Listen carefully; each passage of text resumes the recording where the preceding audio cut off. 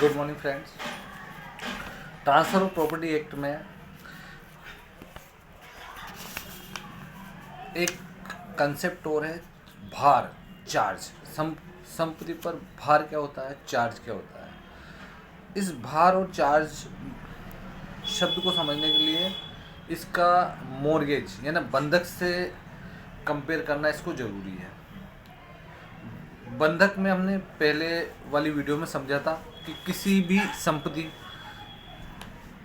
को किसी राशि के बदले मॉर्गेज रख देना कि यह राशि जब तक नहीं चुकाई जाती ये संपत्ति मॉर्गेज रहेगी, या ये धन जब तक नहीं चुकाया था ये संपत्ति मॉर्गेज रहेगी। और एक इनडायरेक्ट तरीके में वो जो मॉर्गेज राशि है वो भी उस संपत्ति पर भार ही है, पर मॉर्गेज अलग कंसेप्ट है। इसमें एक व्यक्ति अपनी संपत्ति को दूसरे व्यक्ति के पास मॉर्गेज रख देता है तो उससे एक संपत्ति के ऊपर मॉर्गेज का भार होता है, पर चार्ज एक अलग कंसेप्ट है। धारा 100 ट्रांसफर ऑफ प्रॉपर्टी एक्ट में चार्ज का कंसेप्ट दिया गया है। चार्ज कैसे हो सकता है, किसी संपत्ति पर भार कैसे हो सकता है। चार्ज दो तरीके से उत्पन्न हो सकता है। पहला, एक्ट ऑफ पार्टीज मीन्स पक्षकारों को आपसी कॉन्ट्रैक्ट के द्वारा, और बाय ऑपरेशन ऑफ लॉ कानूनी प्रक्रिया के द्वारा। अब एक्ट ऑफ पार्टीज भार कैसे उत्पन्न होता है किसी संपत्ति पर, ये हम उदाहरण से समझेंगे। आज एक पिता है, वो उसके एक लड़की एक लड़का है।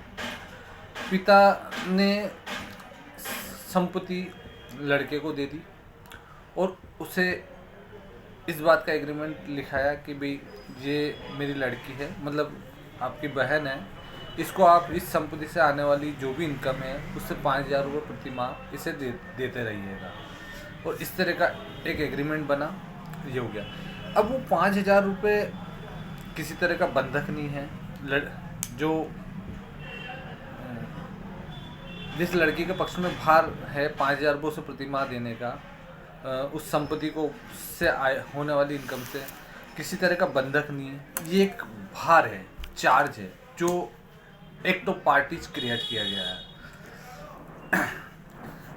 इस चार्ज को हमेशा नियमित रूप से पक्षकारों को पालना करनी पड़ती है, और उस संपत्ति पर एक भार रहता है जो निश्चित होता है।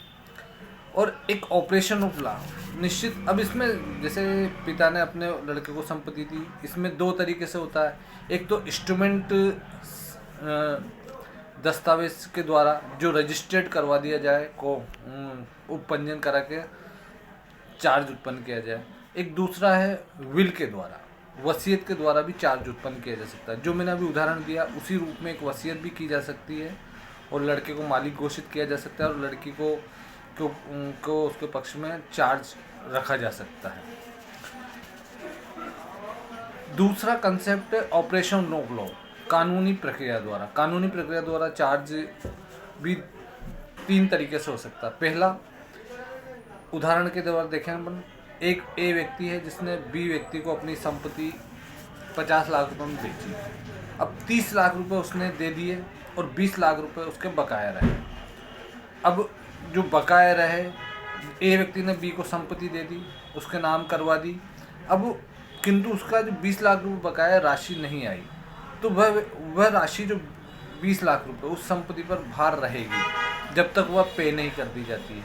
अब इस राशि को वसूलने के लिए ए व्यक्ति कोर्ट जा सकता है, उस बी संपत्ति से बेचकर उसके 20 लाख रुपए वसूल कर सकता है। ये second by operation of law charge है। थर्ड, जैसे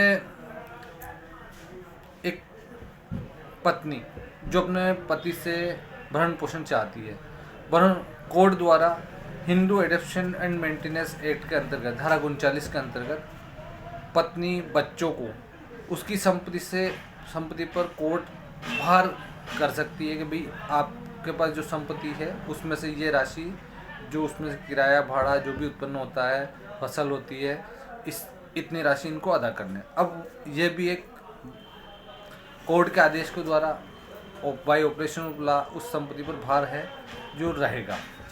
थर्ड, डिक्री ऑफ कोर्ट।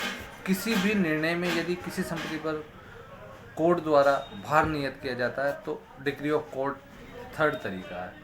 अब चार्ज के संबंध में अपवाद हैं। कुछ अपवाद क्या है?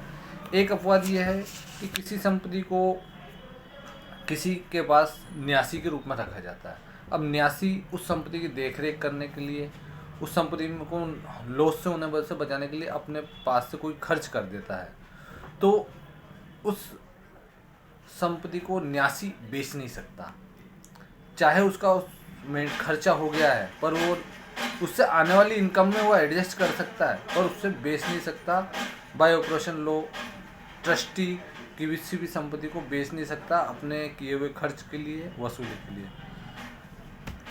दूसरा, यदि किसी संपत्ति पर चार्ज है, भार है, और जैसे ए व्यक्ति है, उसने बी व्यक्ति को कोई संपत्ति बेची, बी व्यक्ति को ये मालूम नहीं है कि इस संपत्ति पर कोई थर्ड व्यक्ति है, सी व्यक्ति है, उसका चार्ज है, उसे मंथली देना होता है, और बी व्यक्ति एक गुड फेथ बोनाफाइड में उसे खरीद लेता है, तो वो एक बोनाफाइड परचेजर होता है और वह बी संपत्ति, बी जो जिसने जानकारी नहीं है उस खरीदा है, तो उसके ऊपर कोई लाइबिलिटी नहीं रहेगी। इसी में दूसरी कंडीशन, यदि